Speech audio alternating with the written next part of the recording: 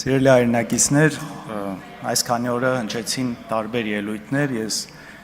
կփորձեմ անդրադառնալ Պարոն Լևոնյան, խանգարում եք։ Շարունակեք։ Ես կփորձեմ անդրադառնալ դրանցից մի քանիսին անճշտություններին։ Տեսեք, Ռուբեն Ռուբինյանը ելույթի ժամանակ խոսեց, երբ որ ինքը 18 տարեկան էր, կարծես իմ այս անարդարությունների, ապօրինությունների դեմ պատասխանի հետ կապված, հիշեց իր հոր դեպքը, երբ որ նա 18 տարեկանը չկարողացավ նշել հոր հետ։ Ես ինքս փորձեցի նայել այդ դեպքը իրականում մարտի 3-ից մինչև, եթե չեմ սխալվում, մայիսի 13-ը ձեր հայրը գտնվել է անազատության մեջ ու մայիսի 13-ին դատախազությունը ինքն է հետ վերցրել, հետո հետագայում ենթադրում գործը կարճվել է։ Մի հարց ինձ հետաքրքիր է, բաց աղբյուրներում չկարողացա գտնել։ Դուք կարող եք իմանալ ով էր դատավորը, ով կալանք տվել է։ Չեք հիշում։ Հետաքրքիր է ուղղակի, եթե ճշտ եք, խնդրում եմ հետո ասեք, էլի, ինձ իսկապես հետաքրքիր է։ Կփորձեմ։ Լավ, շարունակենք։ Գիտեք,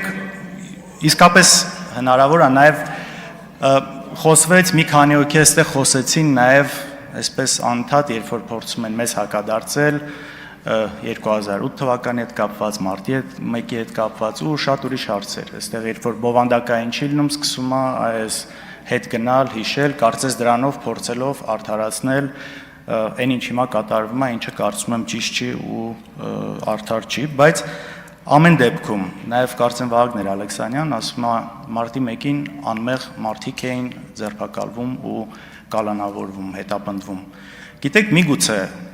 անմեղ մարդիկ այդ ժամանակ ձերբակալվել են, կալանավորվել են, հնարավոր է ես այստեղ չեմ վիճում, բայց մի մարդ, եթե հաստատ անմեղ չի ձերբակալվելու դատական գործը իր հետ կապված եղել է, իմ խորին համոզմունքով դա Նիկոլ Փաշինյանն էր։ Ես գիտեք, մեկ-մեկ այս հիշողության երևի ամնեզիա է ելնում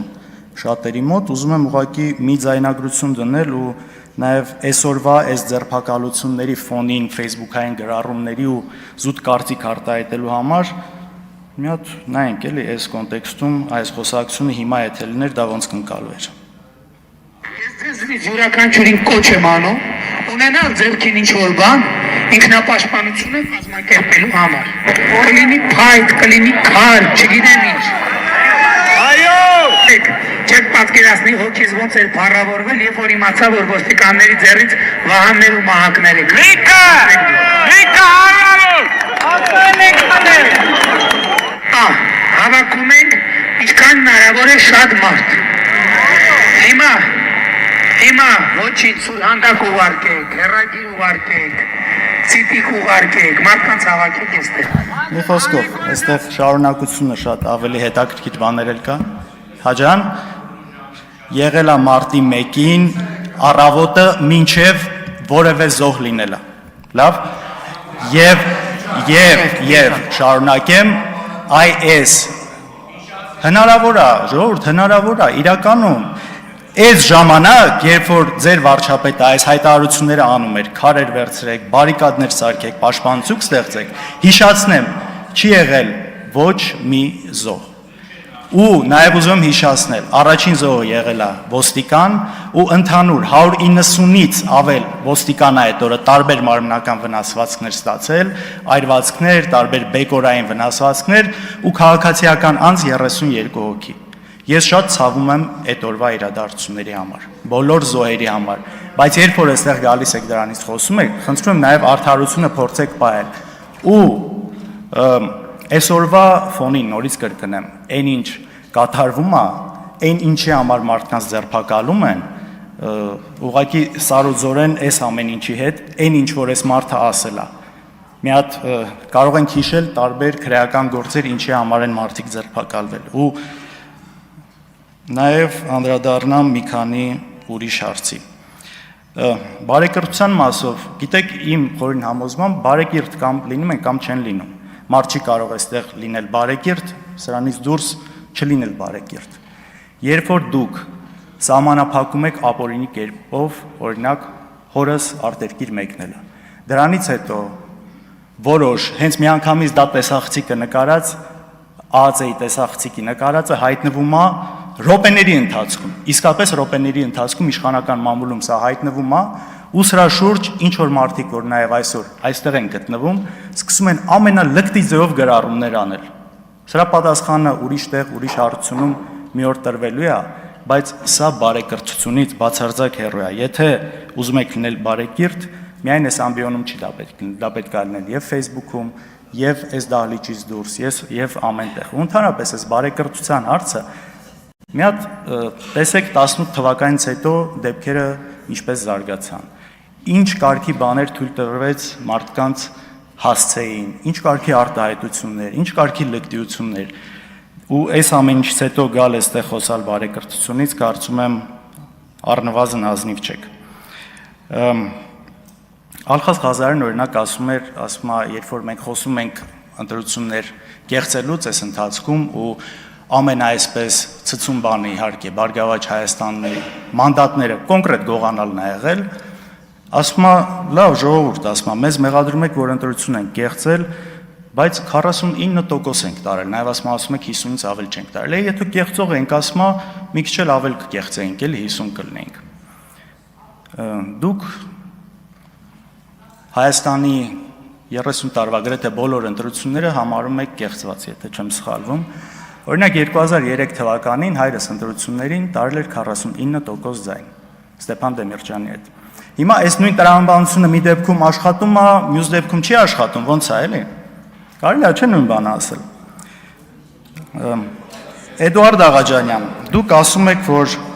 ասում եք, եթե երբ որ ես խոսում եմ իրավացիորեն նաև անցած սխալներից, ընդունում եմ որոշ բաներ կարող է համաձայն չլինեմ, ասում եք, եթե ուզում եք տարանջատվել, գնահատական տվեք ինչ որ նման բաներ։ Տվեք ու նաև ասում եք, այնքան ինչքան էլ մենք վատը լինենք, ձեզնից վատը չենք լինելու։ Գիտեք,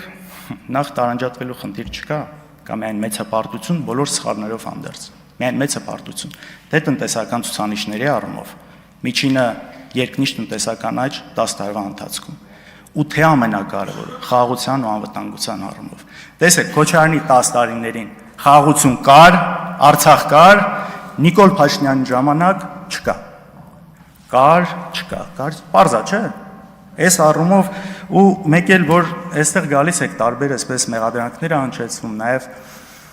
բարեկրթության էլի այս անկյան տակ շատ վատ է, որ մարդ գալիս է իմանալով, որ մի բան բոլորը կարող են սխալվել, բայց երբ որ գիտի հստակ սուտ է խոսում մի բան ու գալիս խոսում։ Օրինակ, իմ հետ կապված, չգիտեմ, թիկնապահներով կամ ինչ որ հաղորդումների ժամանակ հաստավից ինչ որ մարդկանցով է քայլում։ Նույն բան կա։ Օրինակ, Էդուարդ Աղաջանյանի ավագ քրոջը ես ճանաչում եմ, փոքր տարիքում նաև մտերմություն ա եղել, ընդհանուր շրջապատ ա եղել։ Ինձ երբևէ տեսել է նույն այն ժամանակ թիկնապահով կամ մնացածով։ Կամ ինձ բոլորդ այստեղ տեսնում եք, թե գալուց, թե գնալուց, թե տարբեր տեղեր։ Ու գալ այստեղ այդ միտքը ասել, ինչ է էլի սա։ Նաև արհեստական բանականության հետ կապված այստեղ քննարկում եղավ, ինչքան անթույլատրելի է դա անելը, համաձայն եմ, բայց դուք այստեղ գալիս եք, միացնում եք մի ձայնագրություն, իբր հայրս զանգել է Ռուսաստանի նախագահային, տեսեք, մենք դա պաշտոնապես մենք դա հերքել ենք, գրասենյակը հերքել է, ես հերքել եմ, բայց դուք գալիս եք դա շարունակում եք, սա, չգիտեմ, դժվար է նորմալ բառապաշարով սրան մեկնաբանություն տալ այս ամեն ինչից հետո։ Արայք Հարությունյան, ասում եք, որ դուք գոնե ասում եք իրավապահ մարմինները միգուցե սխալվում են մեկ-մեկ, բայց այդ դատարանները արդար դատավճիռներ են կայացնում։ Դուք լուրջ եք ասում։ Դուք իմ օրինակ, հերո չգնամ, ինձնից խոսամ։ Իմ դեպքերը տեսել եք, դրանից հետո կալանքը, հիմիկվա դատավարությունը։ Կարող եք իհարկե հանրային հեռուստատեսություն չի գալիս նկարում, փող, բան, այսպես չկա, էլի, հետաքրքրություն չի առաջացնում։ Տեսել եք այդ ոստիկանների ոնց են գալիս խեղճացած գլուխները կախած խոսում։ Հասկանում եք ու այս ամեն ինչի հետ միասին, կամ էլ ասում եք օրենքի երկիր է։ Լավ, այս վարչապետը այստեղ նստած կոնկրետ Սամվել Կարապետյանի մասով հրահանգներ է տալիս, որ բռնեն։ Ասում է, այսի պիտի սատկի, սրան պիտի նստացնեմ, սրանից պիտի ունեցվածքը խլեմ։ Ժողովուրդ, սա որ մի ժողովրդական երկրի տրամաբանության մեջ է տեղավորվում։ Լավ, գժի տեղ եք դնում այստեղ մարդկանց։ Չի կարելի, հասկանում եք, չի կարելի այս ամեն ինչին։ Իսկ մնացած այլ թեմաների հետաքրքիր ուղղակի ելույթը վերջանում է, երևի էլի առիթ կլինի կանդրադառնամ էլի մեղադրանքներին, որ հնչել է։ Շնորհակալություն։ Շնորհակալություն, նիստը վարող